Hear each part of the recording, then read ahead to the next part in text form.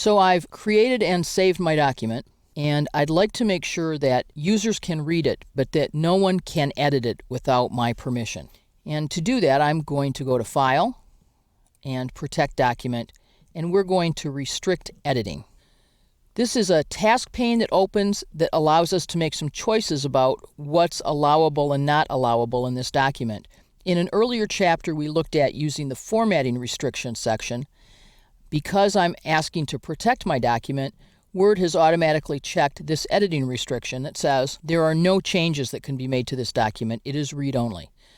And I can then choose to start enforcing protection on my document, and I'll be asked if I wish to supply a password. If I don't, it's relatively easy for someone to get back in here and turn off protection if they know how to open this restrict formatting and editing pane.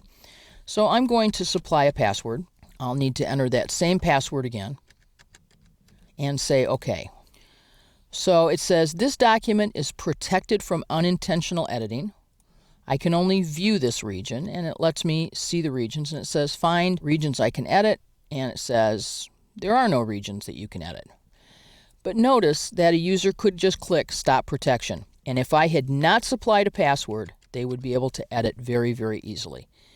I'm going to unprotect this document, and when I unprotect it, it unprotects it not just for this session. I've turned protection off. So again, I can easily protect the entire document by changing it to read-only, enforcing protection, and supplying a password. There are actually 4 things I can do here. One is I can actually force a review. In other words, I can make it so that another user reviewing this document cannot turn off track changes. So that's helpful when I'm working collaboratively. My second choice is you can't edit, but you can leave comments in the document, also a reviewing technique. And then the third would be for forms created in Microsoft Word.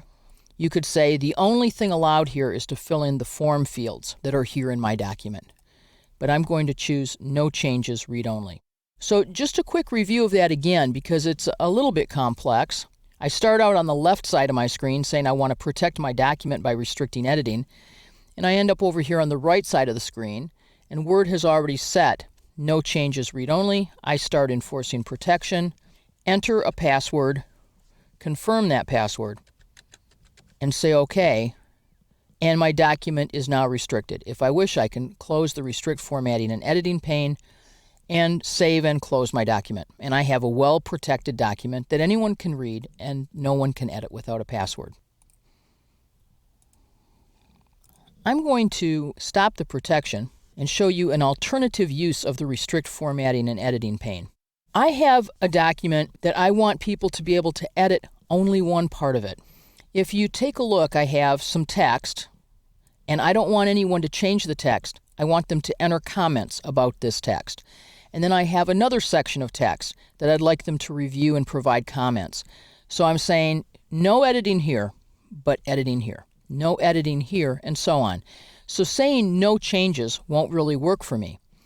What I want to say is that there's no changes with some exceptions. So I'm going to select part of this document and choose users who are allowed to edit them. But there's a little more behind the scenes that we have to be attentive to here. I can't just select open blocks of text. I actually need to select sections to have this work.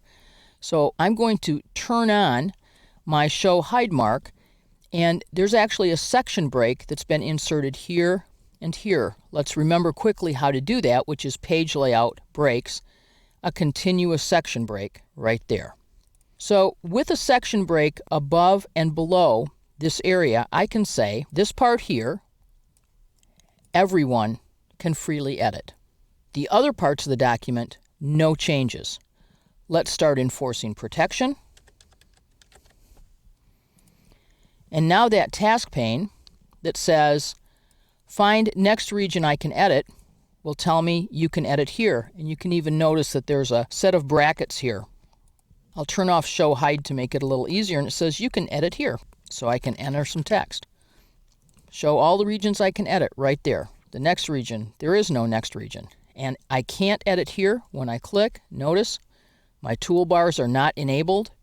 When I click down here, my toolbars are not enabled. However, if I'm in the zone where I'm allowed to edit, I have full editing capability. I'm going to stop protection on this document.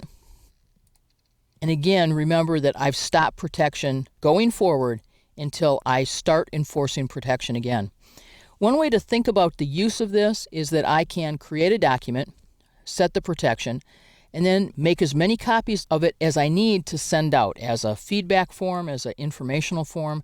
Certainly not the kind of thing one would typically use for document review, but the kind of thing that you can use to get back feedback or information, broader text, almost like a survey. So we've seen now 4 ways that we can protect documents. You can mark them as final. You can encrypt them with a password to keep users from opening them at all.